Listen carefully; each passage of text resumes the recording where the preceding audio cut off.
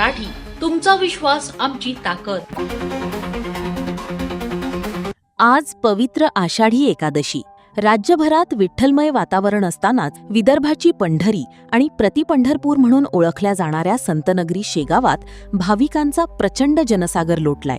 श्री संत गजानन महाराज समाधी मंदिरात आज पहाटेपासूनच लाखो भाविकांनी दर्शनासाठी अलोट गर्दी केलीये.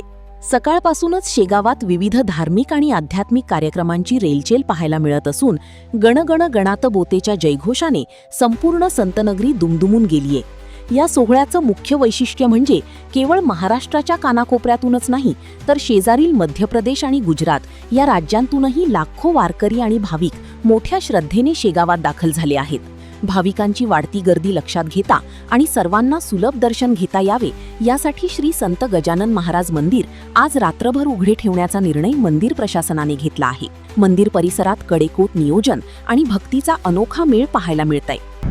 माऊलीवर अपार श्रद्धा आहे.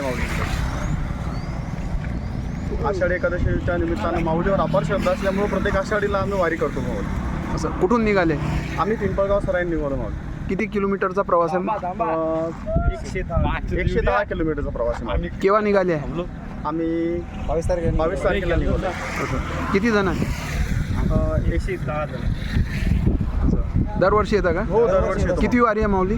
14वी वारी आहे. असं हे विदर्भाचा प्रतिपंढरपूर म्हणून ओळख आहे. तुम्ही कसं पाहता शेगावला? नाही, पंढरपूरच आहे सर.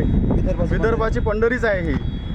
म्हणजे शेगावला जाऊन समाधान, जे पंढरपूरला जाऊन समाधान मिळते तेच आम्हाला शेगावला येऊन मिळते. माऊली एकीकडे पंढरपुरात विठुरायाचा गजर सुरू असताना इकडे शेगावात गजानन महाराजांच्या चरणी लीन होण्यासाठी भाविकांचा उत्साह शिगेला पोहोचलाय.